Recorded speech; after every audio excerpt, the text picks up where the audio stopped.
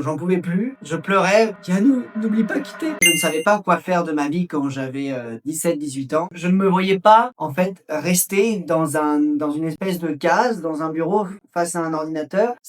En fait, ça m'angoissait. J'étais dans ma voiture, je rentrais, il faisait froid et je pleurais. Je pleurais parce que c'était trop, j'en pouvais plus. Et j'arrive chez moi, dans ma petite maison, et dans ma chambre, j'ai une énorme carte du monde qui est comme un totem, voilà. Je regarde cette carte en pleurant et je me dis, mais Yannou, n'oublie pas quitter, n'oublie pas tout ce que t'as fait. Et là, de l'intérieur, je regarde la carte et je sens quelque chose monter en moi. Les yeux se tournent tout seuls vers l'Inde. Mais va en Inde! Et là, d'un coup, mon cœur qui était tout serré, il s'est ouvert comme ça. Et là, d'un coup, j'ai commencé à sentir une toute nouvelle excitation. On peut traverser des périodes difficiles. J'ai appelé ma mère et je lui ai dit, maman, je crois que je vais tout quitter et je vais partir en Inde. Elle a dit que c'était ce qu'il fallait que je fasse. Parce que ce qu'elle veut, c'est que je sois heureux. Pour moi, ça a été la meilleure décision possible. L'impact qu'a eu cette décision, c'est que à partir de ce moment-là, a commencé la remontada. Donc j'avais un peu touché le fond. J'allais pas bien du tout. Toutes les pensées un peu sombres, un peu négatives, un peu les ruminations que j'avais durant toute cette année, et elles ont commencé à peu prendre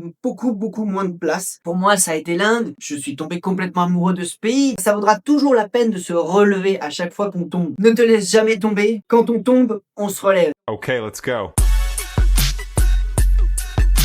100